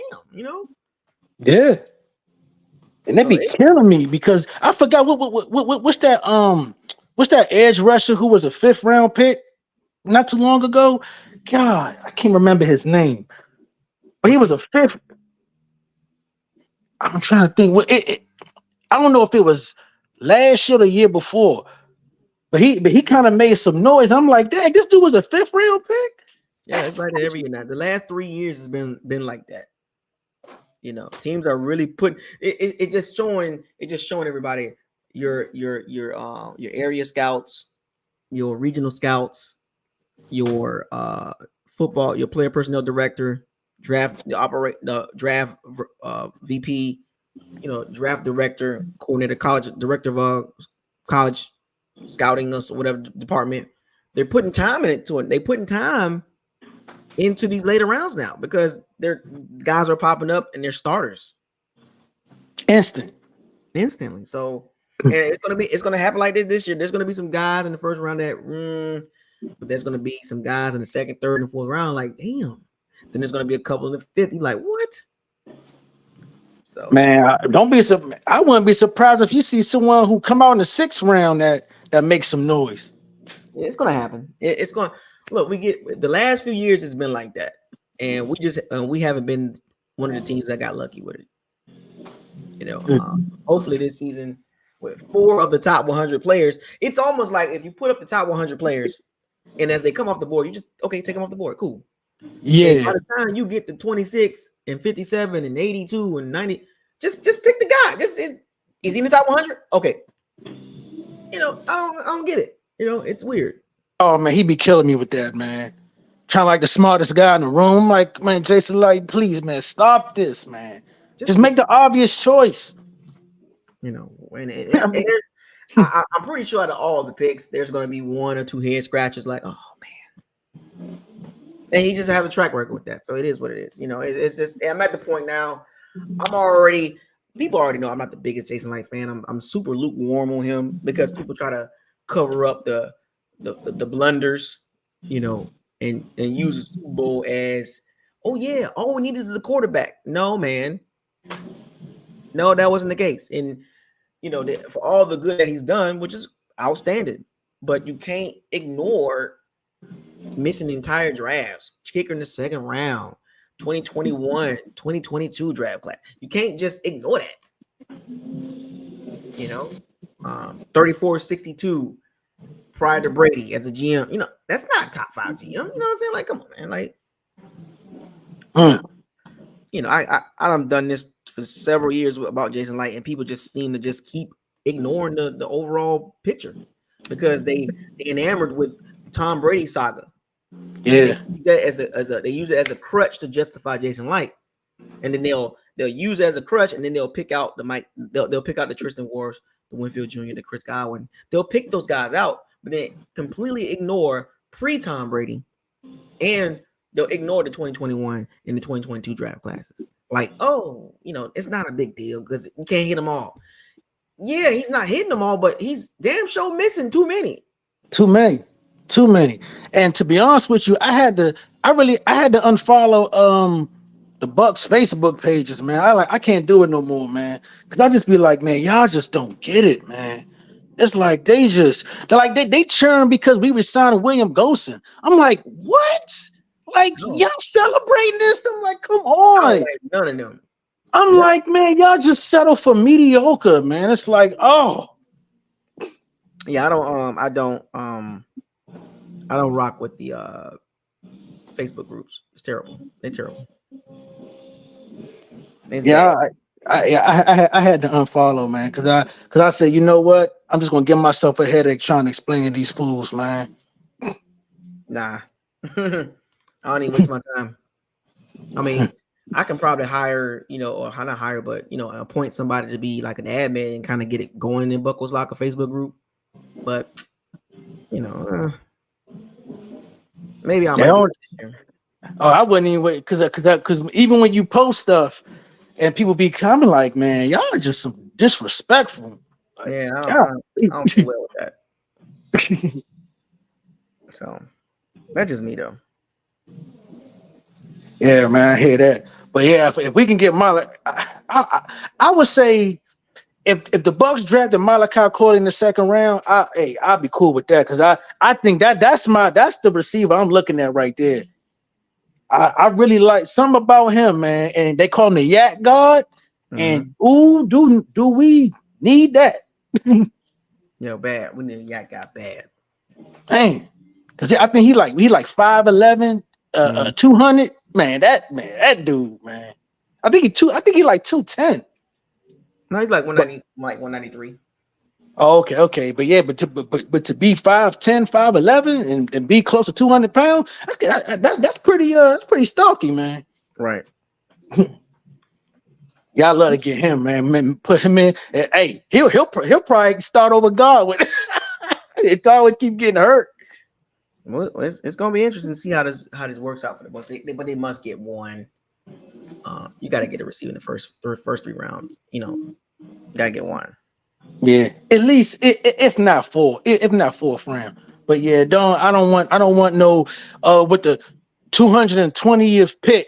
We get a. I'm like, oh God, this man wait till the 6th round to get a receiver, man. No. That going a depth guy. Nah, we don't need no Trey Palmer in no 5th round. We need a first. No, not no knock on Trey Palmer. There's guys in the draft class now better than him. It's just what it is. You know what I'm saying? Yeah. Other than that, man, anything else, man? As we approach the 2-hour mark on this video of receivers and cornerbacks, anything you want to close out with? No, that's about it, man. Just I see nobody was coming in, so I said, man, come on, I got at least be the standout. If nobody else, if everybody else scared, hey, we could do a 1-on-1. It's okay. Yeah, a lot of people be asking. I'm like, yo, opportunities is there, and people just don't do it. You know what I'm saying? Like, okay, Yeah, man. Hey, but before we close out, man, what you think about Devin Haney and Garcia, man? That kind of hurt me, bro. I was hurt. It hurt me. My quick take on that. Devin fought the wrong fight, and he'll bounce back. Yeah. Yeah. So. Yeah, and nobody wants to bring up the fact that Ryan missed weight, but that's another discussion. But Yeah, it's all good, man. I'm gonna support Devin though. So. Me too. Well, all right then, Isaiah Buckos, you be good, man. I'll see you on the next one. Appreciate it, man. I'll be here tomorrow. All right, man. Take care, bro. All right, folks. There you have it. Locker room talk. Shout out to Young. He's in the building. Draft discussion, receiver, cornerback are both our needs. Tomorrow, we pick up with the running backs and linebackers. Thank y'all for joining this episode of BucosLocker. Enjoy yourself. Be safe, and I'll see y'all tomorrow. BucosLocker signing out.